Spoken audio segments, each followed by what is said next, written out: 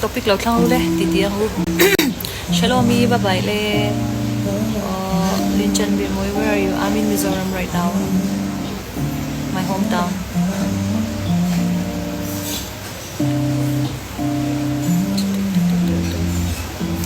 Khi mà mình này thụt đòn thì shit mẹ lâu. Coaching 16, thank you. From Olympia, bye bye le. All India Mizoram. So they can easily understand. Speak English. Yeah, I can speak English, of course. But like I said, most of my viewers are Mizo speaking, so it's convenient for me also to interact. Con trai nghe ngày đàn. Con trai trẻ cái tỷ lệ khóc mấy mình xóa thì bị ốm lâu rồi bên trên khát bị chú có cái bị đâu cái lâu đàn sáng thì ram hùng rốt hay ăn gì thế cái bị lâu lấy chỉ là tầm bốc xương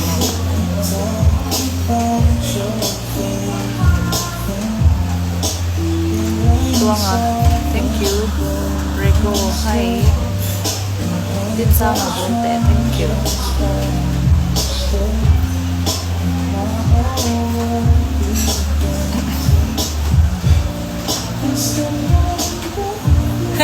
Koko sai lo di chu chat ro pasal ni ro nupui nei ro tro ani poi nupui nei ro anti chan ani te thau karinga ma feliz ate mi soiluna mi non bye bye de sai soiluna bye bye soilun khwa hi nuam ka til tu mania so sai turin min so me lo me mai me te ka man puya an khwa nuam tu soilung hum put san te ko ka ba choi ve che pa ma se ka choi zo lo mo ka ba mu ve ya mo ya shok za so tan ko ko soi kha ka lo soi chung chung tu chu so te ki chu ku ka sa ni Țhin Țhin thế cái ba anh ấy tu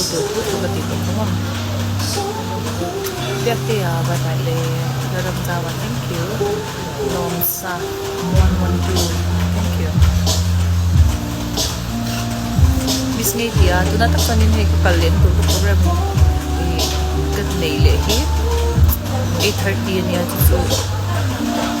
anak ma pati deu de ka Today na chung do tap ni chai ni Tawang festival akan han mechanical way to oh kalu de hi dus zan men re pui ron la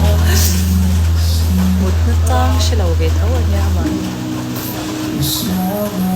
mi si khal lo e ni khal rap thap tu na hani kam thau lai ta ne to khal pon no tu ra ta filter te lo yan mo athim tu ka nakina ina changa ka lo lai rem chan na kan ti don ya thim tu ka gom na hi mo he banga lai dan da be te te hau cha ti me te ma i ngai zong de le ti hau kal nan chan achalu tu ka ma se lai chan na lai ber ka lo thang ni tu na ko tu tak te he ma ngai te he na han ka na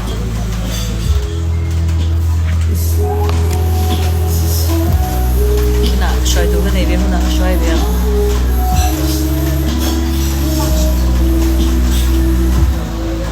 na saying think that's what it's all about Țhin restaurant na nam hau chatia lo Kala hun che pe 8:30 lai tham một set cha không pe kan nei time out time out ni to ma seng in nei ro hi tập kiểu kiểu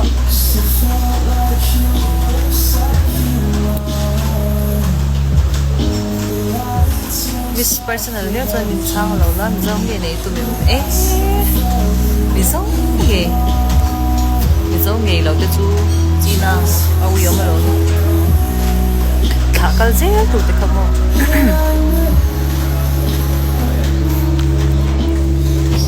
mình thắm đi này đón thì tôi mới đón lâu lắm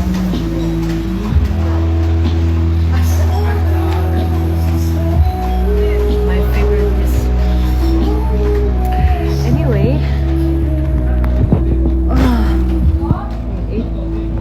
nakanda doon ka limit pa din YouTube channel lo upload dito oh karon upload chip mali kaning karon upload ang katya man say June sinang so yang kan mo kadam lo san le de yang suban tanin karon dali ni lawa do you speak Hindi yes LD changte kaya na ni lawa LD changte lâu rồi na hay có hard day lâu đi anh nghe Țhin admin tổ phát sự cái thế đấy thế lấy phụ cái tổ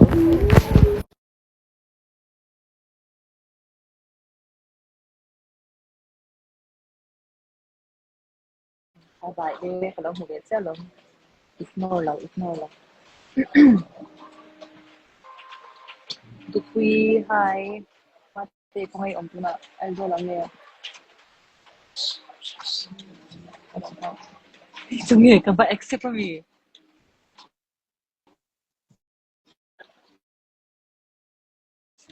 Anh nhiều giờ tôi đi kha.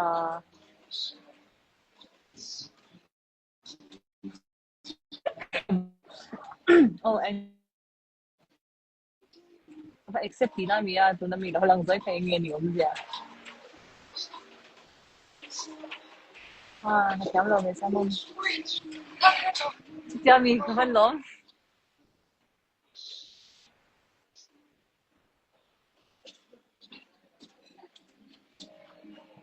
Nakina rem sang với lại kanin mulai children ya tun cuma tan sonin kan kal to nge rohi asur ani pon ko tangi nge ngai asan tu 8:30 ani don to 8:30 asan tu ranya 8:10 ani to akatin manlaw pal ang kita sa ang peda let's ilaw join na invite to long tu so mulai children ya but kalau tu mang lah local ini di local thì có là chồng mình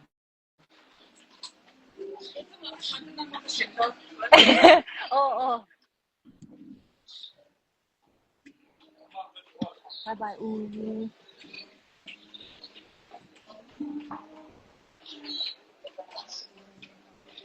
nghe đã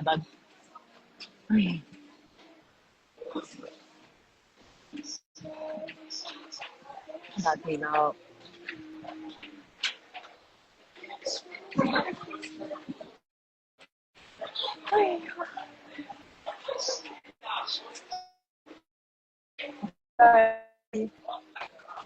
mình liên tục ăn gì đâu thì ngay về